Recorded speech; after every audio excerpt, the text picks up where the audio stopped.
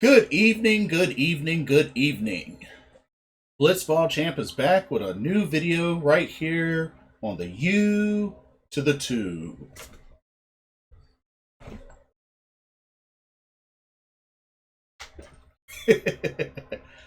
So, I wanted to talk some more Carolina Panthers football talk, and this will pretty much be my last video before the NFL draft, which is tomorrow night. And a couple of things I wanted to talk about. First, of course, the big news that happened earlier today. Um, Quarterback Teddy Bridgewater has officially been traded. He has been traded to the Denver Broncos, and they will receive a sixth-round pick. That's right. Um, I know a lot of fans are happy to see him traded. I mean, it is what it is. Like I said, he's a nice guy, but 0-8. I'm gonna just leave it at that. 0-8. But now Carolina had to ended up paying a portion of the money, which was 10 million. So Denver paid 3 million, and Carolina paid 7 million. So they had to pay a portion of that money within this trade for Teddy Bridgewater, but thankfully, this would have been a much better move than if Carolina were to cut Teddy Bridgewater altogether. So, it looks like them and the Broncos had been in talks for a good while. So it was really just a matter of time. Um, Now a lot of people say, "Oh, we're only getting a six rounder." I mean, let's be honest. Did you really think we were going to get anything higher than a six rounder for Teddy Bridgewater? Like, really? I mean, really think about it. Like, you have to look at it like this.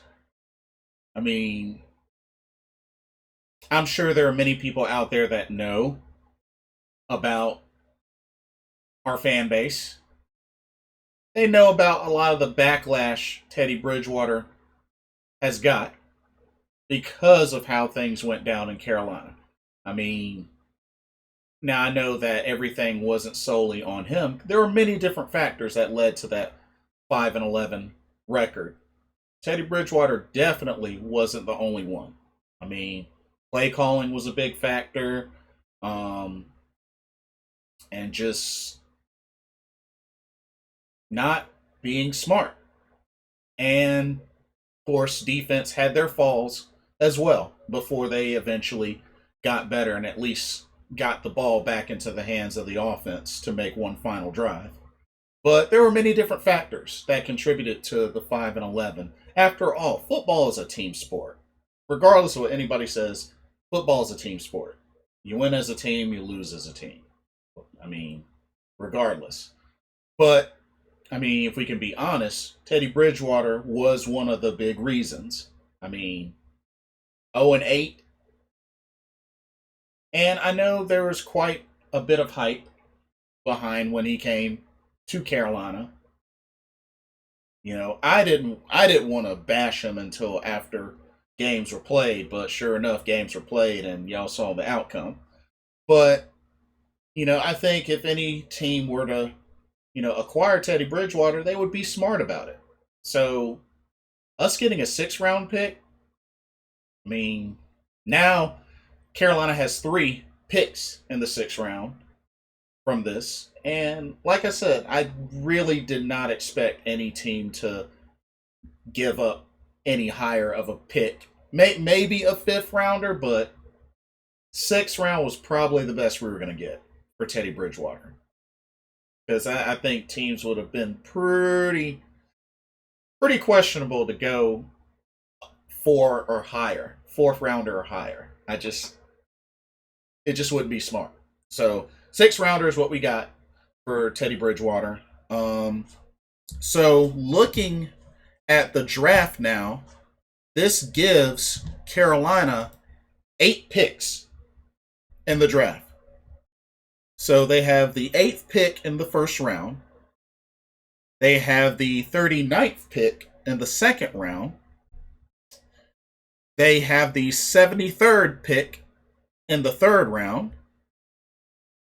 They have the 114th pick in the fourth round. They have the 152nd pick in the fifth round. They have the 192, 194, and 223 picks in the sixth round.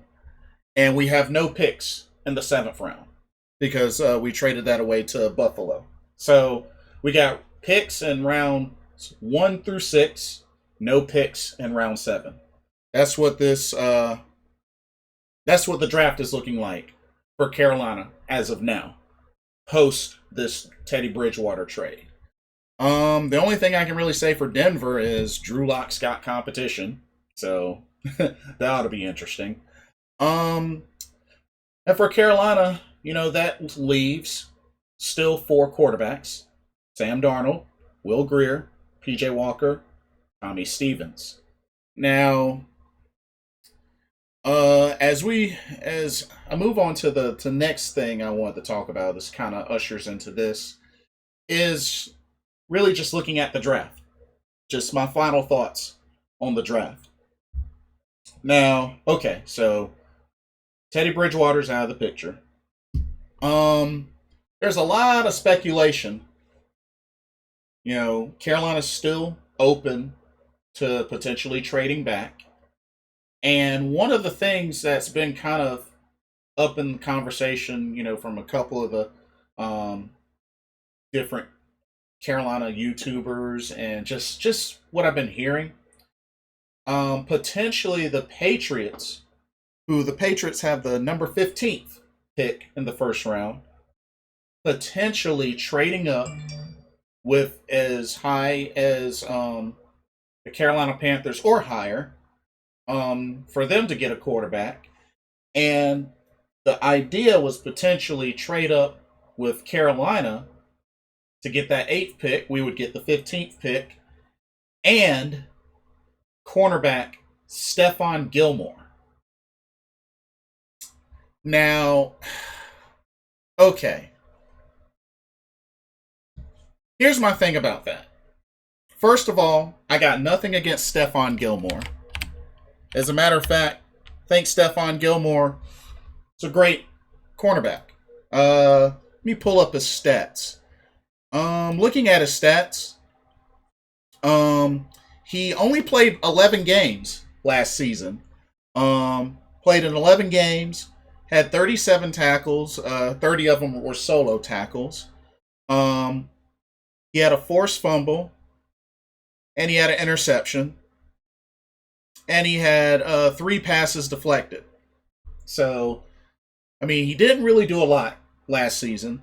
But of course, his strongest season was 2019, where he had 53 total tackles, 44 solo ones. He had a fumble return. He had 6 interceptions, which I believe 2 of them were pick sixes, and 20 passes deflected. And just over the years, he's had a pretty solid career, especially when it comes to passes deflected. He has 25 total career interceptions. So, pretty dang on good. 359 solo tackles. 7 forced fumbles. Recovered 2 of those. So, the dude still has played at a high level. And of course, he's won a championship with the Patriots. So, definitely not a bad cornerback. 6'1", 202 pounds, 30 years old, out of South Carolina. Dude has put up some great numbers in his career. Only thing is, last season had some setbacks due to injury, but Other than that, dude has put up solid numbers throughout his career. Here's the thing, though. Would I necessarily be all for this specific trade? Patriots get number 8 and we get number 15 and Stephon Gilmore. I mean, on paper, Stephon Gilmore plus Dante Jackson plus AJ Bouye, and shoot, if they do move Jeremy Chin to safety, that could be a pretty devastating secondary. Especially if Stephon Gilmore can get back to being healthy, that could be a pretty devastating secondary. So, something to think about. But my main concern why I wouldn't necessarily do this particular trade, cap. It's a money thing. We got to remember, Stephon Gilmore was getting a base salary of about what, $7 million last season, and the cap hit is about a good $15 or $16 million. I really don't think Carolina has the cap to take on a Stephon Gilmore. At least not enough to do that and to be able to, pay everybody else. Because you got to remember, we get these drafts, we still got to pay them. We still got to pay these players. We got them on their team. We still got to pay these players. And I just feel like getting a Stephon Gilmore would make it really hard to do that. Would make it hard to do that. So, as much as I like the idea of Stephon Gilmore, I wouldn't do it. I wouldn't do it. I wouldn't do it. So it's not a trade. I mean, I can see how well it would look on paper with how the the secondary would look for Carolina, but I don't think it's worth the risk because of money, because of cap. So that's just my personal opinion why I wouldn't take that trade. But it will be interesting to see what kind of other offers they may get, because I mean, we got a lot of teams on here that could potentially trade up. I mean, shoot. I mean, who's to say that Chicago or Washington or even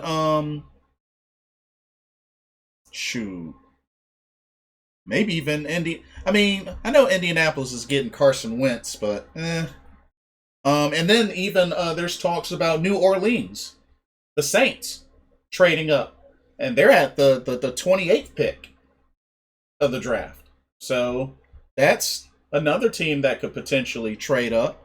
But yeah, just something to think about. But it'll be interesting to see what other offers could come, because Carolina still may consider trading back. It's an option. And one of the things that it may come down to is potentially who's available by the time it gets to Carolina's pick. Now, looking at this draft, I can tell you right now, and I'll reiterate. I think after the first 3 picks, I think it's really going to get interesting. I'll say this. I definitely feel like, Jaguars, Trevor Lawrence, that's easy. Jets, Zach Wilson, that's easy. San Francisco at number 3. Now, I know some folks are saying maybe they would go Justin Fields. Some folks saying Mac Jones. I definitely feel like it's safe to say that they are getting a quarterback. It's just a matter of which one. And one may say maybe the favorite is Justin Fields, but if San Francisco does get Justin Fields, I think that's going to really say some things as far as what could fall to Carolina. Um, Atlanta, like I said, I think Atlanta is probably more than likely going to get a weapon and not a quarterback. Not saying that quarterback is not an option, but I feel like with where Atlanta's at and what would potentially be available, Atlanta would probably get a weapon, especially with the idea that they're open to offers of trading Julio Jones. They could potentially get his replacement, and when you got weapons like Jamar Chase, Devontae Smith, Kyle Pitts, Kyle Pitts would probably be at the top of their list. So I'm thinking Atlanta probably is going to get a weapon, and Kyle Pitts seems like the ideal choice. Um, the Bengals pick at number 5. This is what's really, really going to determine a lot of things.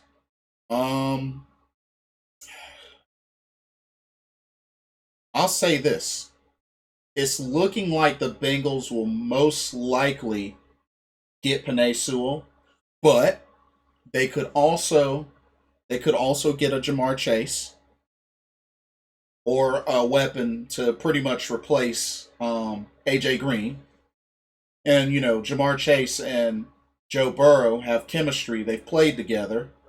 But honestly, as much as I really hope, I hope there's some sort of speck of luck that could happen for Penei Sewell to drop to 8. Because I'll tell you right now, if Penei Sewell is available at 8, you gotta get him. You got to get him. It should be a no-brainer that Carolina gets Penei Sewell. If he's available at number 8, you gotta get him. No questions asked. No questions asked. Stamp it. If Penei Sewell falls to 8, Carolina, y'all gotta get him. No questions asked. But I honestly feel like the Bengals will most likely get Penei Sewell. And then Dolphins at 6, Lions at 7. Potentially they'll get weapons. That's what I'm thinking. Of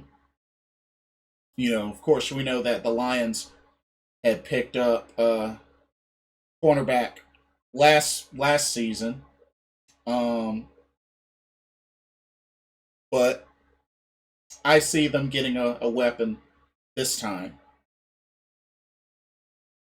But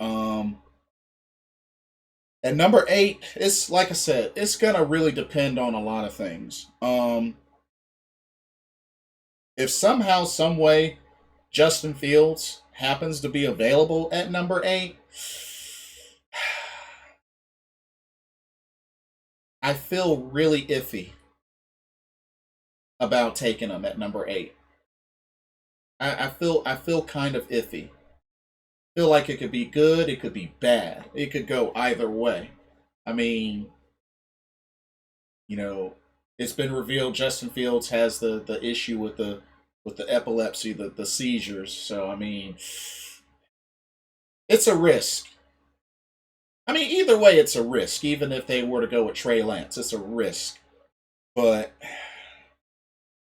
I don't know. I feel like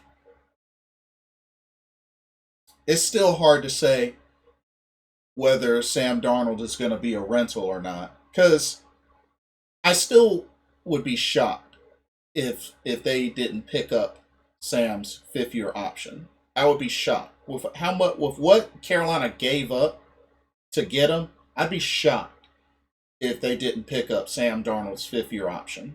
I'm pretty sure they're going to pick up DJ Moore's 5th-year option. Like they'd be dumb not to. But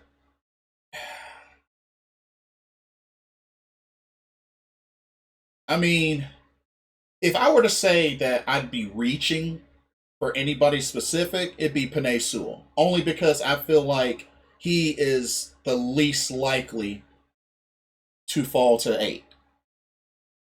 I feel like Justin Fields would probably have a better chance of falling to 8 than Panay Sewell.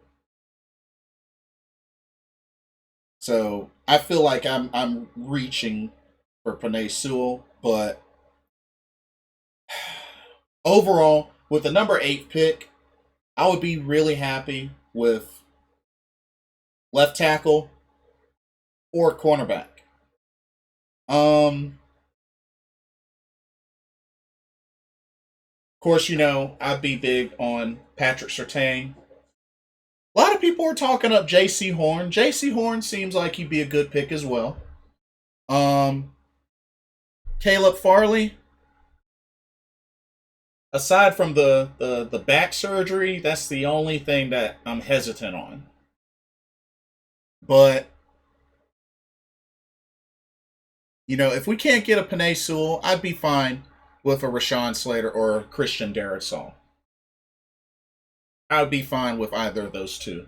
If they don't want to go there, want to go defensive back, Patrick Surtain, J.C. Horn, Caleb Farley would be on the bottom of those three. And then there's also thoughts of a weapon. Jamar Chase, Jalen Waddle, or Devonta Smith. I mean,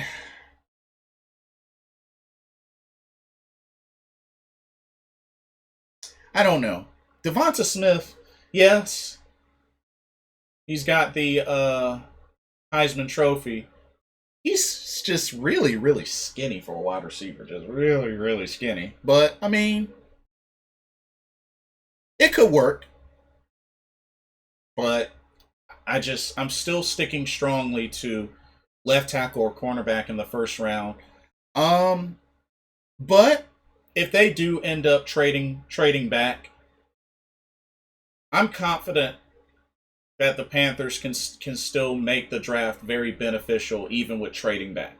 Because you got to look at a bunch of different players, even in the later rounds. An Asante Samuel Jr. would be nice. Maybe a Samuel Cosme. If they wanted to address the tight end, Pat Freiermuth. I don't know if I said that name correctly. That's something that they could address. They could also address, of course, they wanted to get a weapon, Shi Smith. A lot of people have been high up on Shi Smith.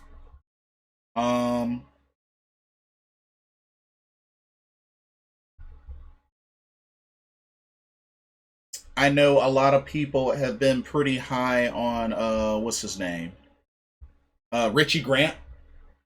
A lot of people high on Richie Grant, and we definitely could use a safety, especially if they perhaps might end up releasing Justin Burris to add more to the cap.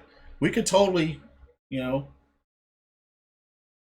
get a Richie Grant. Safety is still kind of a need, but it'll definitely be interesting. And if we really do want to consider a quarterback, would you consider Kellen Mond or Kyle Trask? There's a handful of people that are high on Kellen Mond, and I hear a few people are high on Kyle Trask. But we'll see. We'll see. There's a lot of options here. I do understand that definitely the draft is deep with offensive line. I hear people talking Elijah Vera Tucker would be good, but he's more of a I think he's more of a guard though. But hey, like Greg Newsome the second. I don't know if he'll be available in the second round, but Trayvon Morag. I doubt he'll be available in the second round, but if we trade back, if Carolina trades back, as long as they don't go past 16, I'd be okay. But if they get to 16 or lower, I don't think it's a good idea. So I guess 15. I, if they can, benefit from the Patriots trade, maybe, but I just don't feel like Stephon Gilmore would be enough. They'd have to come with like a better deal. I think a better deal could be done, but if Carolina trades back, I think I'd be okay with 16, but nothing past 16. If we trade back and it's lower than 16, I wouldn't do it. I wouldn't do it. But but yeah. And then, looking at the quarterbacks Carolina have right now, Sam Darnold, PJ Walker, Will Grier, Tommy Stevens. I mean,